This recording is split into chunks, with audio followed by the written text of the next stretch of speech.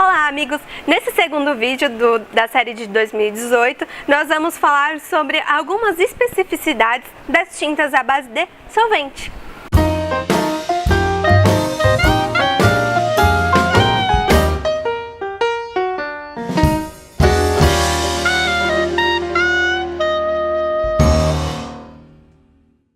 Eu optei por fazer um vídeo à parte para falar sobre algumas características muito próprias das tintas à base de solvente, que para quem já está acostumado, já trabalha com tinta à base de solvente, são óbvias, são muito simples, mas para quem está começando, eu acho que são importantes.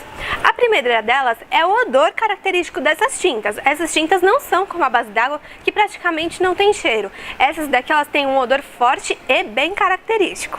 A segunda coisa, que para quem está bastante acostumado com tinta à base d'água, vai ficar muito feliz. Diferentemente da tinta à base d'água que entope a tela à torto e à direito, que é o terror para quem está começando, a tinta à base de solvente ela não entope assim a tela tão facilmente. Camilinha, quer dizer que tinta à base de solvente não entope tela? Não, entope também, mas não é tão assim enlouquecedor como a tinta à base d'água. Ela dá um tempinho a mais para você estampar. A terceira característica sobre as tintas à base de solvente é que você não vai encontrar tintas de, digamos, cobertura ou tintas mix. Vou explicar melhor. Quando você vai comprar tinta à base d'água, você sabe que você escolhe por uma hidrocrio mix, que são as tintas de cobertura, né? Uma tinta sem cobertura e uma tinta de cobertura. Na base de solvente não tem isso de vinílica com cobertura e vinílica sem cobertura. Todas as tintas à base de solvente, elas são sem cobertura.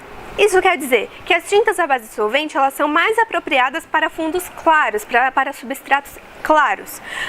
Isso acarreta que em substratos escuros, algumas cores de tinta, como por exemplo um amarelo, um vermelho, eles fiquem mais apagados, eles não fiquem tão bonitos se estampados no fundo escuro do que ficariam num fundo claro. Isso é característica da tinta. A gente tem uma exceção na linha base de solvente que algumas marcas disponibilizam a cor branca, como a Saturno disponibiliza a cor branca concentrado, tanto na linha fosca como na brilhante e, se eu não me engano, na linha 6000, algumas linhas eles têm o branco concentrado, que é um branco realmente com maior quantidade de pigmento, que vai dar uma cobertura maior nos fundos escuros, certo? Já que estamos falando de cor, outra característica das tintas à base de solvente é que, assim como as bases d'água, elas são miscíveis entre elas e nas linhas mais comuns, como tinta vinílica e polietileno, você encontra uma gama bem razoável de cores no mercado. Porém, algumas linhas, como a linha 6000, a linha Corinylon, a linha Epoxy, enfim, linhas um pouco diferentes, elas não são disponibilizadas no mercado, na verdade não é comum encontrar no mercado uma grande gama de cores. Outra coisa em relação a elas, embora elas sejam miscíveis, algumas linhas específicas, como a 6000, algumas cores é muito difícil de chegar no tom misturando entre elas. Eu me lembro uma época, já faz uns 5 anos mais ou menos, que um cliente precisava de uma tinta 6000 violeta. E a gente misturou e não chegou no tom. Então é bom que você tenha em mente que também misturando não é necessariamente todas as cores que você vai chegar.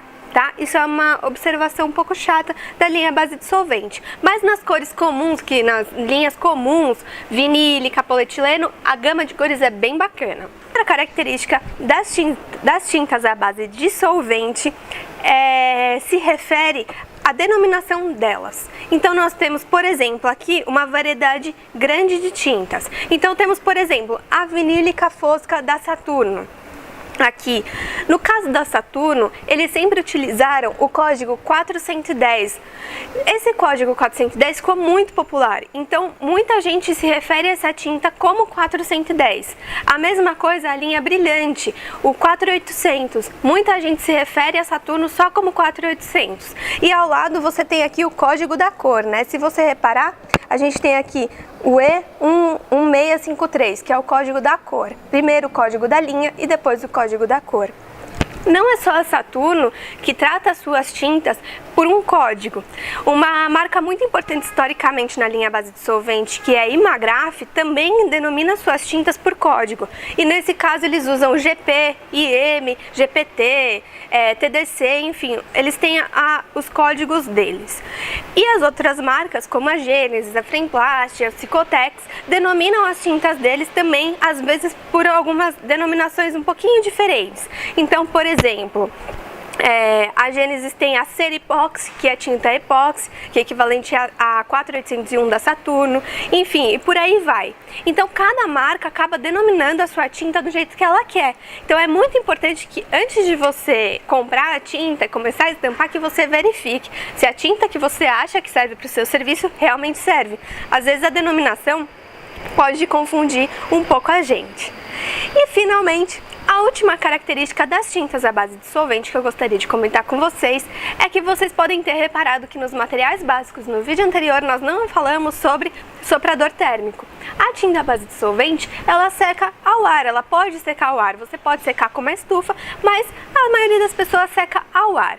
E a secagem da tinta à base dissolvente acontece da seguinte forma: ao toque em 2 horas, para empilhar de 4 a 6 horas depois de ser estampada, e a cura total de 24 a 72 horas. Eu sempre recomendo esperar 72 horas para falar que a tinta está completamente seca.